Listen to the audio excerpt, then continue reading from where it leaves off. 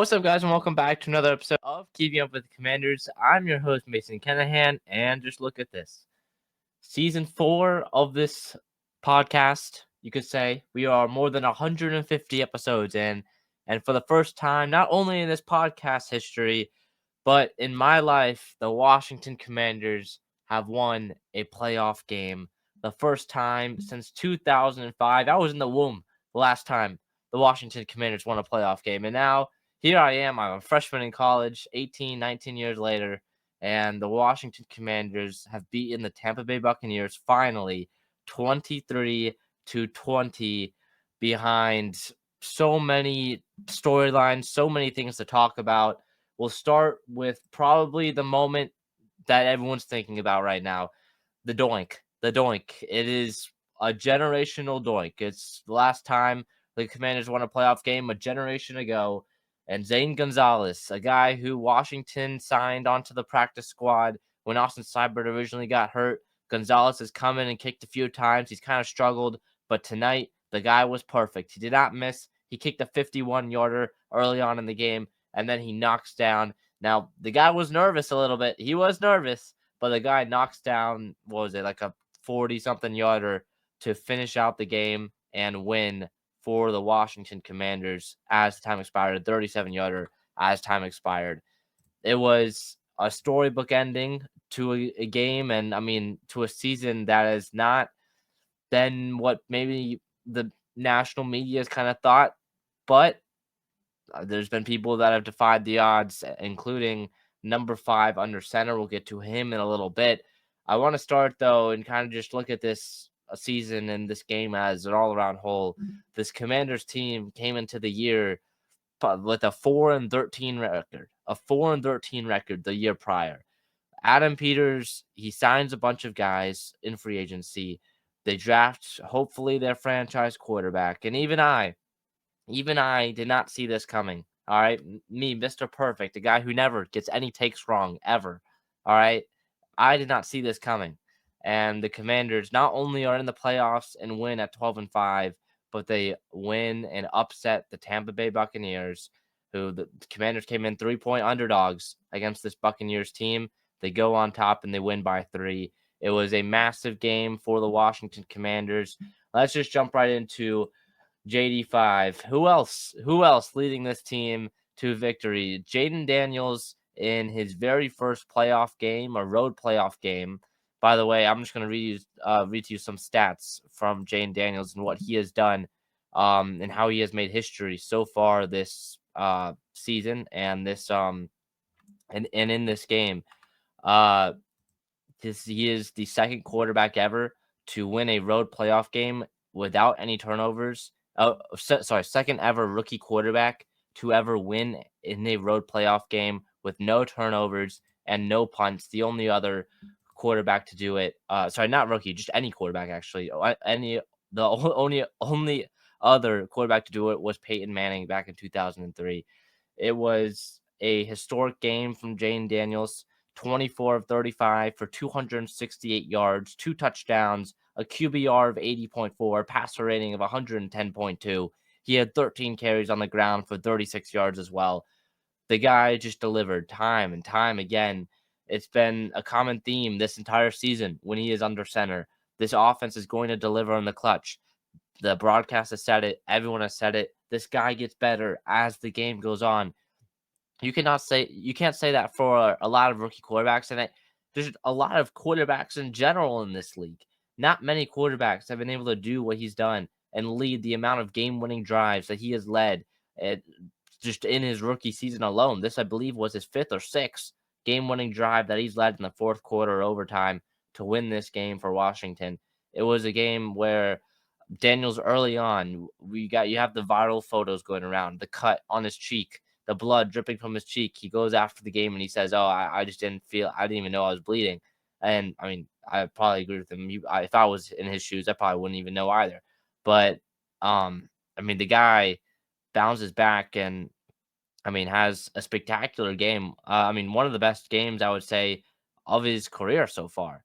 24 of 35. You look at the completion rate, maybe not as good as some of his other performances. 268 yards is one of the highest he's done passing wise this season. The 2 touchdowns, the 0 picks, and how about this? 1 sack for 0 yards. 1 sack for 0 yards for Jayden Daniels in this one. In a game where you're going up against you're going up against a Buccaneers team that has been one of the, like, most blitz heavy units, and what this defense is one of the most blitz heavy units in the National Football League year in and year out. I talked about it in the preview episode where Jayden Daniels is going to be under a lot of pressure the entire night. He's going to have to avoid the negative plays. That is exactly what happened. He did not take a negative play. I mean, look, the 1 sack for 0 yards. He did not take a negative play the entire time. Beyond his runs, which a couple of them maybe were a tackle for loss or two, like that. I mean, the guy was near perfect in this one in terms of his decision making. The biggest move for Jayden Daniels coming on that 4th down as the game rolled on into the final minute. If Washington got a 4th and 2, then not a 4th and 2, 3rd and 2, then they could run out the clock and kick a field goal as time expired. A beautiful play design from Cliff Kingsbury. We've seen this kind of misdirection motion that he's done with the Jayden Daniels rollout and pick up short yardage. It's kind of like more of a counter run that he's ran with Jayden Daniels so far this season. We've seen him do it multiple times. And Kalijah Kancey, the former 1st-round pick out of Pittsburgh, I mean, the guy was right there. He grabbed the towel of Jayden Daniels, but he couldn't grab anything else. Daniels was able to use his arm to separate himself from Kancey, who was in the backfield, and it would have been a tackle for loss. And Daniels was able to scramble out, pick up a couple of yards and a little bit more even, and stay in bounds as the clock wound down. Um, it was perfect. It was perfect for Jayden Daniels in that final drive. I mean, I'm just gonna read to you kind of the play-by-play on that final drive. You look at these drives for Washington. First of all, 7 plays, 47 yards. 17 plays, 92 yards. 11 plays, 12 plays, 10 plays, 10 plays. Like, these drives were long drives. We look at the last drive here for Washington. You go Jayden Daniels pass to Terry McLaurin for 5 yards. Jayden Daniels pass deep middle to De'Ami Brown for 21. Jayden Daniels pass left side to Eckler for 18. And then they run the clock down. Jayden Daniels runs for 4 yards to seal the game. I mean, the only negative play he took was that final kneel down when he just put the ball in position for Zane Gonzalez to knock it down. So, I mean, it was perfection almost from Jayden Daniels. It was, I mean, I don't know how many times I can say it now. This guy is the franchise quarterback. This guy will be in MVP conversations year in and year out for the next decade plus. The stuff he can do, not only with his arms, but what he can do on the ground as well, is special. And like, only very, very, very select few of quarterbacks, not only just that are active right now, but in history, can do what Jane can do through the air and on the ground. He's poised. I've mentioned it on previous podcasts how I don't think any moment here is going to be too big for him, just because he played in the SEC. He played in many more hostile environments than he's going to be playing in the NFL. And I mean, he's going to be going into a hostile environment again next week, and we'll get more into that at the end of this episode. But I think this guy he just lives for the big moments, and he delivers every single time, week in and week out. I mean, when was the last time we saw a quarterback with 5, 6 game-winning drives as a rookie? I mean, some guys don't even get that many just in an entire season. And now Jayden Daniels was able to do it as a rookie. It's insane what the pairing with Daniels, Cliff Kingsbury, who it sounds like Kingsbury is leaning towards staying in Washington for another year, which, again, I mean, that's kind of a different conversation, but it's awesome for Washington, and making sure we get that Kingsbury and Daniels kind of duo for at least a couple of years before Kingsbury goes off for a head coaching job. I mean, it's been awesome to watch the creativity in the run game from Kingsbury in this one. I mean, we saw multiple times in this game Jayden Daniels line up at wide receiver, and then Marcus Mariota come in and Mariota run a QB sneak. It was amazing, the creativity. There was so many plays in this one that you could tell Cliff Kingsbury saves for moments like these. I'm interested to see how much is left in the bag for next week against Detroit, but the pairing with Jane, with Cliff, and that offense, it's beautiful to watch. It is so fun to watch. A couple concerns maybe I have about Cliff's play calling. They mentioned it on the broadcast, but the pitch toss, um, well, it's not really going to work usually. It's kind of like the triple option. He ran a couple triple options with Jane, but I mean, when you have NFL caliber athletes just running around sideline to sideline, it's not usually going to work. But for the most part, Cliff's play calling in this one was great. The other concern was definitely the first and goal from the 1 yard line. I was thinking just bring in Marcus Mariota. You brought him in earlier in the game. He picked up a first down for you, and he is first and goal from the 1. They go run up the middle, nothing. A pass, nothing. Oh, sorry, no. They go like roll out, and Jaden has John Bates for an open touchdown, and Jaden just didn't throw it. That was probably his biggest mistake of the night was there. And then you had the run up the middle for a loss of a couple yards, and then on the third down, you just tossed it nothing, and then fourth down, tossed it nothing. So it was not great from Cliff, I would say, in the red zone, especially in the deeper parts of the red zone in this game. But at the same time, like they've been so successful in the red zone so far this season that I'm not really worried about it. And I mean, look, we don't know how many games are left this season for the Washington Commanders, so I'm just taking it one step at a time. Overall, this was a great game, and for Jaden, a great game for him. So that is what I gotta say about Jayden Daniels. Some other takeaways from the playoff victory against Tampa Bay in Tampa. Firstly, a guy I gotta shout out, De'Ami Brown, the leading receiver for the Washington Commanders, tied with Terry actually, but while tied for leading receiver for the Washington Commanders, 5 catches, 89 yards, and a touchdown. He caught all of his targets in this one. The guy was on fire. I have not seen a De'Ami Brown game like this ever. This was De'Ami Brown's best game of his career. The former 2021 third-round pick that maybe we thought was going to break out with Sam Howell, former college teammate Sam Howell and De'Ami Brown last season. It did not go so well. But here, someone, I mentioned it in Friday's episode, someone at wide receiver, someone maybe a tight end, had to step up in the passing game. You cannot just rely on Terry McLaurin. And I mean, Terry delivered in his own right, but someone else had to step up. And today it was De'Ami Brown. So shout out De'Ami Brown. He's gotten a lot of like hate in his career here. And many people calling for him to break out for years now. But this was really a big time performance from him in a very clutch moment. He caught the first touchdown of the game, wide open in the back of the end zone. Great pass from Jayden Daniels as always, and then some other big time catches down the stretch of this game. You just love to see. You love to see.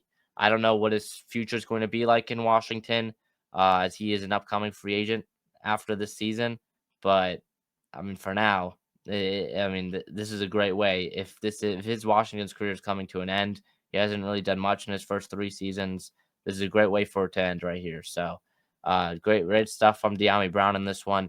Terry McLaurin, I already mentioned him a little bit, but 7 catches for 89 yards and a touchdown. The guy, I was slightly worried that it was going to be a quiet game from Terry.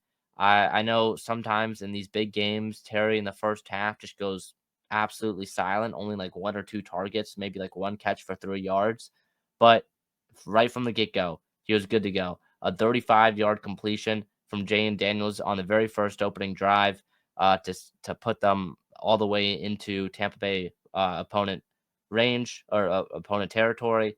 And then from there, Terry was involved pretty much the entire night. 10 targets for him, 7 catches for 89 yards and a touchdown. Great stuff. Great stuff from Terry McLaurin. Eckler had 3 catches for 26. Zach Ertz, 2 catches for 23. Brian Robinson, 4 catches for 22 for him. And then Olamide Zaccheaus, 3 catches for 19 yards. 24 catches in total for this receiving room for the Washington Commanders. The run game never really got going in this one. Austin Eckler, 8 carries for 27 yards. Beyond Jayden Daniels, who I mentioned earlier, had 13 carries for 36. Brian Robinson, 10 carries for 16. it was really hard to run the football on this Tampa Bay team. And I mean, we knew this coming in. I felt like if Washington were to win this game, it'd have to be through the air, and that is exactly what happened. Jayden Daniels threw for 268 yards and 2 touchdowns. But running the ball was very hard, as expected. The run game was not working for Washington in this one. And I mean, it has not been working in the last few weeks now.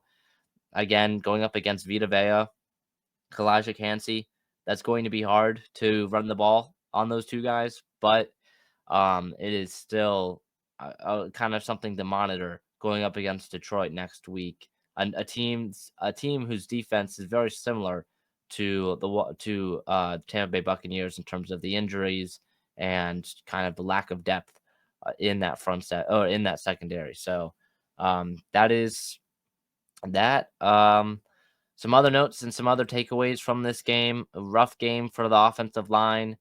Jayden Daniels was pressured many times. Brandon Coleman on the live PFF tracker, he had 7 pressures allowed for Brandon Coleman at left tackle. 5 of those came in the first half, so it was a rough first half, especially for Coleman. But like I mentioned earlier, Jayden only took 1 sack, and it was for 0 yards. So the guy was flawless in the pocket. You could see his dropbacks were like 5 steps at least, mostly 7 though. He was in the shotgun as well. I mean, the guy was taking some pretty deep dropbacks. So if he were to take a sack, it would have been a negative play. But he was able to use his athleticism, use his legs to make plays in the pocket and to scramble out and turn what would be a negative play for a lot of other former Washington quarterbacks into a deep pass down the field or a run to pick up a first down or just these Jayden Daniels runs where he picks up 4 or 5 yards. It's just so demoralizing almost as the game goes on for an opponent's defense because you slowly get worn down, and that's how you kind of create these double-digit play drives, multiple double-digit play drives in a game where Washington kind of controlled the pace the entire time. Over 35 minutes of possession for the Washington Commanders. Great stuff. A lot of it was because of Jayden Daniels and what he was able to do, but also the run game wasn't really working. But we still tried to run the ball. I will say I noticed that Cliff Kingsbury tried to run the game clock down multiple times throughout the entire game. Usually like them to go fast, and they line up pretty quickly, but they kind of just sit there for a little bit to make sure the clock runs down. Especially that first half, I felt like flew by. So that's just what I felt there. Other notes on third down, the Washington Commanders were 8 of 15. All 8 of those third downs were picked up by Jayden Daniels. All 8 of them, whether it was through the air or on the ground, all 8 of them were picked up by Jayden Daniels. That just shows, I mean, the impact he has, of course, on this offense, but also just that clutch gene that he's had all season long. The Commanders were 3 of 5 on fourth down. Washington this season coming into this game was 20 of 23, one of the best fourth down teams of all time. Coming into this game. You had a couple risky decisions in the red zone for Dan Quinn and Cliff Kingsbury. The first one did not turn out well as a turnover on downs, but the second one ended with a Terry McLaurin touchdown. There was a lot of fourth down risks taken in this game for Washington, but also it paid off in the end. So I mean, there probably wasn't a fourth down call that I didn't like in this one for Washington. Some people could argue that first fourth down or either red zone one. But I mean, because he went for it, even though he didn't succeed on the first try, the fumble, that was just like gifted to Washington. Bobby Wagner, great awareness, game ball to him. Bobby Wagner, great awareness to get on top of that one. With Baker Mayfield kind of fumbling kind of trying to hand the ball off to Jalen McMillan, who was in motion, and they kind of fumbled the exchange. Wagner jumped on top of it, gave Washington great field position, and they were able to score. It took them to a fourth down, but they were able to score at the end. So great stuff from those guys. Other notes. Okay, I got to talk about this one. Marshawn Lattimore. We have to talk about this guy. 23 in Burgundy. Look. This guy, I'm not gonna overreact to this game. I'm not gonna. We all saw what happened to him in that first half. We all did. All right. We don't really have to talk about it that much, but we all saw it. I'm not going to overreact to it. All I'm going to say about it is hopefully he's healthier next week because you could tell the hamstring injury was bothering him a little bit. It felt like he lost a step. I know it's kind of a chronic issue that he's had over the course of his career. Now, if we have similar problems next week, there could be issues. But I also want to give props to Joe Witt and Marshawn himself as well for buying into the defense in the second half, which was a lot better. I know fucking Tampa Bay was still scoring points, but especially down the stretch was a lot better.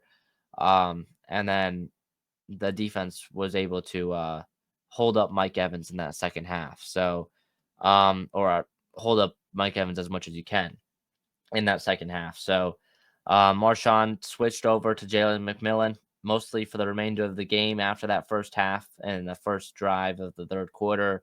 And then they were double teaming Mike Evans with Mikey Sanders still and others. So next week, it'll be interesting to see what Joe Witt wants to do with Marshawn Lattimore and Dan Quinn want to do with Marshawn Lattimore because Amon-Ra St. Brown, the Lions, number one receiver, mostly plays in the slot. If Marshawn is more of an outside guy, if you want Marshawn to play more on the outside, do you make him travel with Amon-Ra St. Brown, or do you want to switch Mike Sanders still to guard Amon-Ra St. Brown in the slot? So that is a lot of questions to figure out next time and next week, but we'll talk more about that on Friday.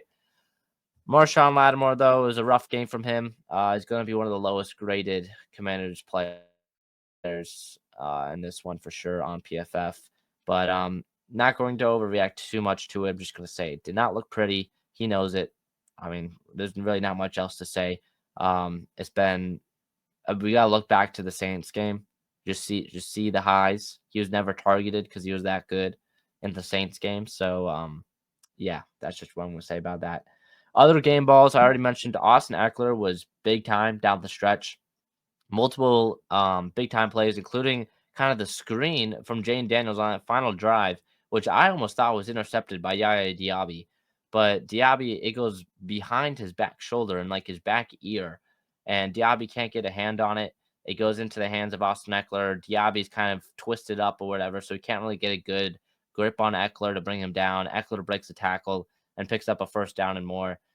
Great stuff from Austin Eckler. I mentioned Terry McLaurin showed up. There was a little bit of a concern for me on how quickly Cliff was going to be able to get him involved. Got him involved early, got him involved often.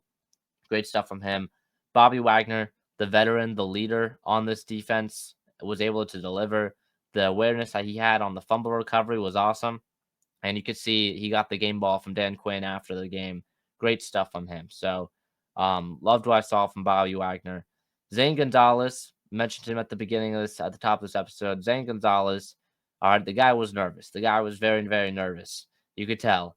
But hey, at Doingston, the guy is a Commander's legend forever. So Zane Gonzalez, I wonder what's going to happen with the kicking stuff next week. Hopefully the game does not come down to a single kick. But shout out Zane Gonzalez, Zane Gonzalez for knocking down that kick as time expired in a big time moment. Some other notes on the defensive side of the ball. Dorrance Armstrong, Bobby Wagner, half sack on Baker Mayfield. That was the only sack in this game. Bobby Wagner and Jeremy Chin led the defense with 8 tackles apiece. Marshawn Lattimore had 7 tackles. Frankie Luvu had 4. Quan had 4. Dorrance Armstrong had 4. How about Johnny Newton? He came out with a big time play. It was a tackle for loss on Bucky Irving. I knew Tampa Bay wasn't going to be able to stop Bucky Irving forever, but for the majority of this game, Bucky Irving was kind of kept in check, especially in that first half. It kept Washington in it. It kept Washington tied with Tampa Bay, especially Tampa's offense got off to a pretty slow start because they could not run the football. Now, in the second half, it got more beaten up, but still, overall, you're going up against a guy who's on fire right now and is one of the best running backs in football this season. I know he's only a rookie too, which is pretty crazy, but overall, it was a solid job on Bucky. 17 carries for 77 yards. Baker finished 15 of 18, 185, and 2 touchdowns. He only took 1 sack as well. Passer rating of 146.5. So the guy was balling. It's unfortunate for him. It was just the one fumble that gave Washington that extra possession, and Washington was able to deliver in the red zone on that one. But yeah, they got pretty lucky there. on that fumble. But it's just it's just making sure you have the right even just the basics, making sure you have the basics down. So um, I believe that wraps things up. I mean, the Commanders are going to the second round, the divisional round of the playoffs for the first time since 2005. Next up for Washington, the Detroit Lions, the number one seed in the NFC. We shall see how it goes. It'll be an interesting one at Ford Field. It will be the Lions' postseason debut for this year because they have the bye this week before Washington plays them next week, Saturday night at 8 p.m. in Motor City. One thing I want to mention that doesn't really involve this game, but I find it interesting that Tom Brady is going to be announcing this game. So he's going to be in close contact with Ben Johnson this week, which will be interesting because, of course, Brady. I don't really know if I find this really fair, but Brady is a minority owner of the Raiders who has heavy control over what the Raiders are going to do. So our lovely friend Ben Johnson might be getting an offer this week, let's just say, from the Raiders for their head coaching job. So I'm excited for this game against Detroit. I felt like Washington could definitely win this game against Tampa Bay. I picked them to win it. This game flew by very fast. I was projecting a 33-30 shootout. It felt like it was a shootout, but just the drives took forever. So it was only 23-20. But yeah, now on to Detroit against a very good Detroit team. Jared Goff, that offense has been on a complete another level right now. It'll be Ben Johnson against Dan Quinn, the two top head coaching candidates for the Washington Commanders last offseason. You got to look at it, look at like the hypotheticals. If Ben Johnson didn't turn that plane around, or if Ben Johnson told them to not turn that plane around, or to turn that plane around mid-flight and told them no, and Ben Johnson ended up being the head coach of the Washington Commanders, would this team still be where it is right now?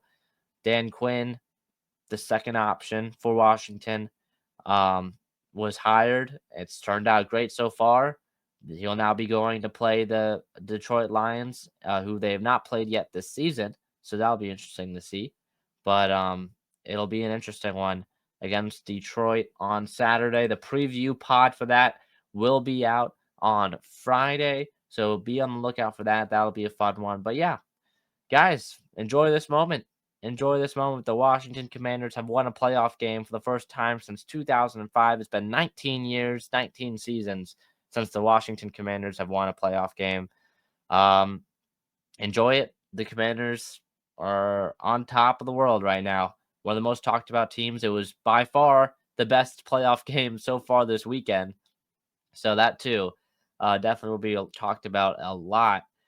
But yeah, that'll wrap things up. Next pod will be out on Friday, and then kind of giving you a preview of what's ahead. We've got this episode out on Friday, the preview pod for Detroit. We've got the recap pod coming out on Sunday. All right, that'll be the recap pod for Detroit, and then we'll get a little bit of a break before a massive podcast next Friday. So 2 Fridays from now, previewing the Reese Senior Bowl, which I'm excited to announce that I will be going back to Mobile, Alabama, to the Reese Senior Bowl to talk with players, prospects, and kind of check out this year's NFL draft class and some of its top prospects the Washington Commanders could be looking at in the 2025 NFL draft. So that is what's ahead. I'm excited for what's ahead. That'll pretty much wrap this thing up, though. Thank you guys for watching or listening to another episode of Keeping Up with Commanders. See you guys in the next one. Peace.